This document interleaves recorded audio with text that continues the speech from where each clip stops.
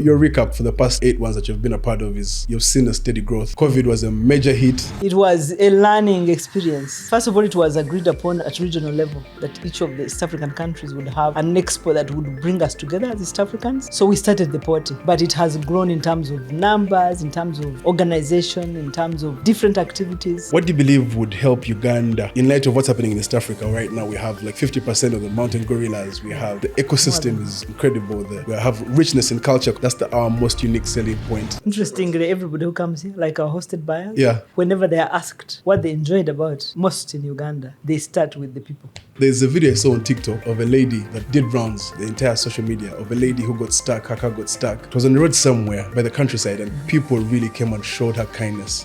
She just basically explains what makes Uganda stand out from the rest is our people. Right, as you can see, we are here. Please come closer, bruv. Come closer. Because I'm enjoying this kasana, as you can see. Abampuliriza yonna gye muli e Uganda. Ekindese wano. Ekyandeeta aha is to find out about the POATE. My team is setting up at the top, I think, by now. But I'd like you guys to just see how I'm enjoying myself. I'm enjoying. So please, don't hesitate to like, subscribe, share. You know what I mean? Before you see who I have a very special guest.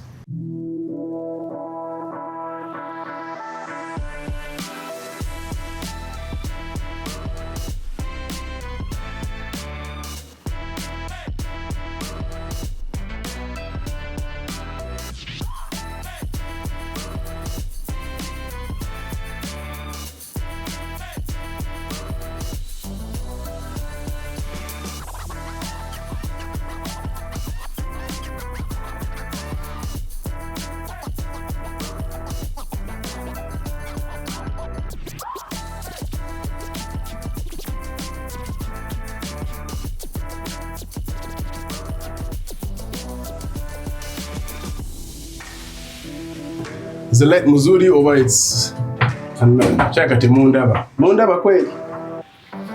I think they're calling me.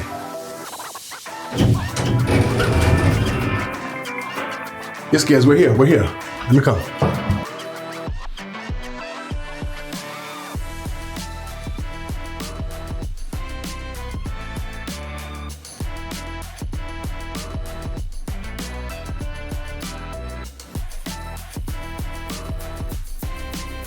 Welcome to a very, very special podcast interview session experience with a very, very special guest, one that I've been looking forward to having a chat with for quite some time. The Permanent Secretary of Ministry of Tourism, Wildlife and Antiquities, Mrs. Doreen Katusime. It's an absolute pleasure to have you on this podcast, especially the Wazuku, to come and experience this and have the opportunity to get to hear from you firsthand what your plans are for the story of Uganda, most especially POATE, the Pearl of Africa Tourism Expo, which is happening very soon. It's a great pleasure, first of all, for me to be interviewed by a Muzukulu. Like I was telling you earlier, that it makes me feel very old when I see people like you now doing these kind of jobs, but it's also a great pleasure. Thank you. To see you falling into your best. So you're welcome to the Ministry of Tourism. And about me, you have already introduced me as a permanent secretary, but maybe I should mention that I keep telling my staff that I have a life outside office. I am a mother, I am a grandmother, I am a wife, I am a Christian, and many other things. But as a civil servant, I have served for the last 40 years or so, growing from rank to rank, going around different ministries. But I think this was meant to be the best for last. Nice. So as Minister of Tourism, I feel at my best. Back to what you were asking, and POATE, I should also mention that maybe I have been here since 2017. So I've probably seen the biggest number of POATEs, and this is going to be its 10th edition. Yes. So I think I have done the last 8. Wow. Which is quite, and I have seen it grow Evolve and evolve. Yeah. Especially the last one. I'm told the numbers were quite It was overwhelming. Yeah. And my minister actually used the word that it was a resounding success, especially post-COVID. Exactly, I was about to get into that. Not just because it was growing, but it surprised us. It has evolved into now the flagship for international tourism marketing for us. So we have seen it grow from a small, not very organized, but it's growing bigger and better every year. 10th edition now. 10th edition. What do you believe this means for us as a country economically, both short term and long term? First of all, POATE to me is, like I said, it has evolved into a flagship platform it promotes us globally, first and foremost, because it brings in that international outlook, because it brings in international buyers, it brings in writers from different source markets.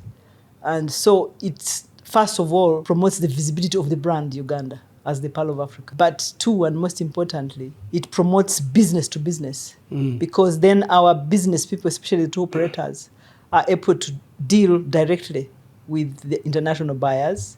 So they are able to sell their packages, but they are also able to sign partnership agreements. When I had just come to the ministry and I went around to visit a few expos, and one thing that I noticed and heard from the different countries was that Uganda was not being sold because it was not known. So if you are an American or Canadian and you go to a tour operator and you say, I want to do a safari to Uganda, to Africa, they will tell you about South Africa, about Kenya, because that's what they sell.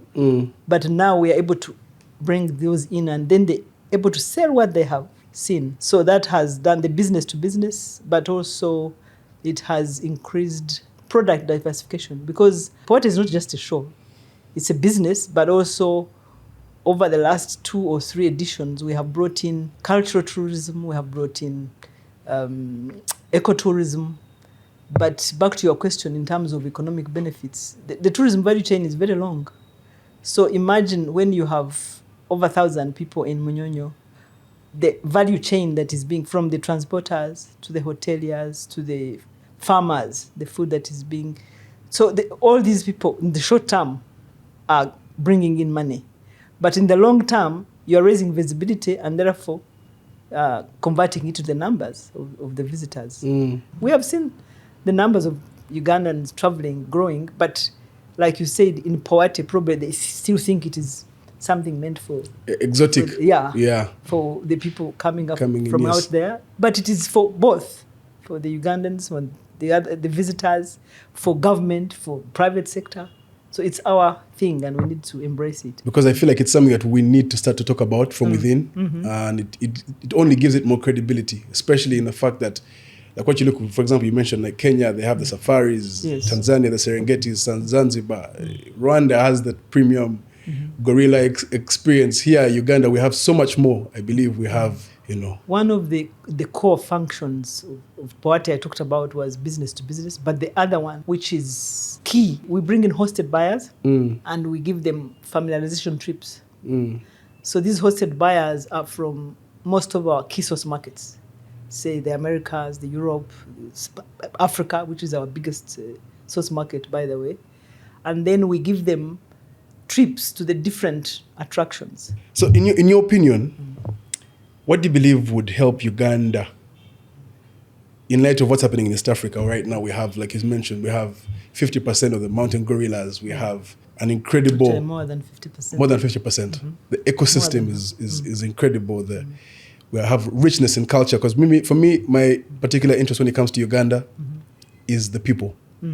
That's our most unique selling point that separates us. Everybody who comes here, like our hosted buyers, whenever they are asked what they enjoyed about most in Uganda, they start with the people. There's a video there's something special. Yes, there's something special about us as people. There's a video I saw on TikTok of a lady that is it did rounds, not even TikTok, Instagram, the entire social media, of a lady who got stuck, her car got stuck, and she's from Ethiopia or the US or something like that. Got stuck where? Along somewhere the highway? Around, what was that? It was on the road. It was on the road somewhere. And The countryside. by the countryside, and people really came and showed her kindness. And she just basically explains the importance of what makes Uganda stand out from the rest is our people, right? And I don't know how we are. I feel like it's something that is lacking. We need to explain a bit more. I was telling you earlier about a gentleman called Aisha Speed who did an African tour, and the country that stood out for me in the entire tour was a country called Benin. And Benin? Yes. Wow. It had What was the cultures. special about it? He got to showcase these cultures, and you're blown away by the beauty of the people. And I believe Uganda has even more than Benin. And I feel like that is something that needs to be put out there a bit more. And Sophie, my question is, how do we get Uganda as it's underrated so far in East Africa, a hidden gem to a headline destination? There are so many efforts that we have put in place, but one is start with the Ugandans. Perfect. To make Ugandans appreciate their country and tell their story. Because when you see what Ugandans talk about their country, it's improving, I must say. Yeah. Because I remember 2021, there was such bad publicity out there. But now when I see, videos on TikTok, I'm beginning to see a lot of positivity. So we need, I think, as a country and as a sector, to invest more in marketing internally and making Ugandans appreciate the country, but also telling our story out there. I think that's why, as a country within the region, we probably haven't invested as much in terms of marketing and telling our story. We have in the past believed that Uganda is beautiful, people will come. If we have security and we're peaceful, people will come. If we work on the infrastructure, we will come. But you cannot sell what you've not told people about, because people, like you said, it's a hidden gem. So we are putting more efforts in telling our story. But I think we need to use the Ugandans. Like you don't have to be in government, in the Uganda Tourism Board, to tell Uganda's story. So that's why now digital marketing and the youth, every platform that we can get access to, using the Ugandans tell that story. But secondly, we need to invest more in infrastructure. I think that's what the other countries have done. And when I talk about infrastructure, I'm not just talking about there's the roads, there's the power. That is a must. But in addition to that, infrastructure that makes a visitor access our attractions, but also enjoy them. So whatever attraction you find that we have, our biggest revenue in tourism comes from the windy, the Gorilla area, but you find that we still have the worst roads there. So we are still struggling to invest where we can reap.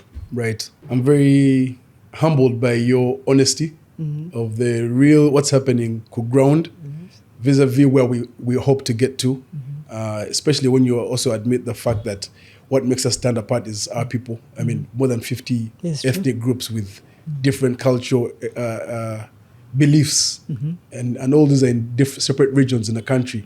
Those are stories that must be told, and I'm particularly excited that the government is willing to embrace the digital and the storytellers and our story, because essentially right now we live in an era where people buy the story. That's true. The story sells the product. We've been trying to do that through I don't know if you have attended any of our Explore campaigns, where we do the different regions. Like now we've just come from Ankole. Yes, I was told about the Ankole one. We did the Ankole. Late, yes. Before that we had done the Elgon. Yeah. We had done the Bunyoro. We did a bit of northern Uganda. And when we go there, we try to have like those evenings where we sit and do the cultural event and something like that. But we just need to do it more and make it better, but also involve more of the Ugandans. And that's very powerful. That's why the word I'm emphasizing is there's a Ugandan watching, and they want to know.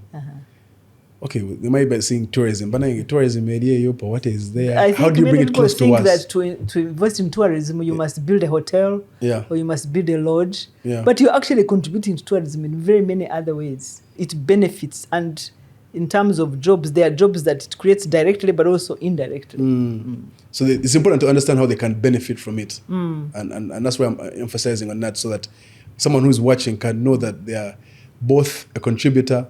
They're a stakeholder in this conversation. They're not removed from it. It's not just the government's responsibility alone. I think that's a very important point that you're raising. But yeah, it's important to understand that a mother in a most remote village knows they're a stakeholder in this conversation of pushing Uganda. And that's why that's why I believe the story really is important. And all these things, all these experiences, which I was going to ask you, do you believe Uganda is selling experiences or attractions? I think for a long time, we sold attractions. Uganda is beautiful. It has the mountain gorillas. But I think over time, we have all realized that the traveler wants the experience more than the attractions. Tourism is an experience, and you have to make the experience. If somebody has come and the experience hasn't been that pleasant, they will not want to come back. They will not tell somebody else about it. So that's why you're talking about the service, for example. Right. So if I go to a national park and I've seen the animals, even all the animals that I wanted to see, but I had a very bad experience, maybe the tour guide was not good, it will kill my experience. Absolutely. Yes. Absolutely. So the tour guide, I think somebody said that your experience actually, like your trip is as good as your tour guide. So one last question. POATE is here. How do you see it 5 years from now? So I'm looking at POATE growing into another international event like what we go to in ITB Berlin or World Travel Market in London. Nice. Yes, so that it can attract many, many more players from the different parts of the world, because we have been focusing on our key source markets. But then there are emerging markets. We want to start seeing China, Japan, Turkey, other parts of Africa, West Africa participating. So I am thinking that in the next 5 years it will grow and become broader and bring more opportunities. I hope you're coming to POATE.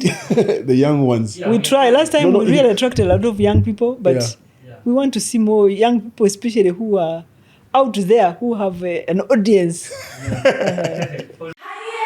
It's back, bigger and with more business opportunities. It's the Pearl of Africa Tourism Expo POATE 2026, Uganda's flagship tourism event. POATE 2026 will take place from the 21st to the 23rd of May 2026 at the Speak Resort Convention Center, Munyonyo, under the theme Wanderlust. It's your time to thrive.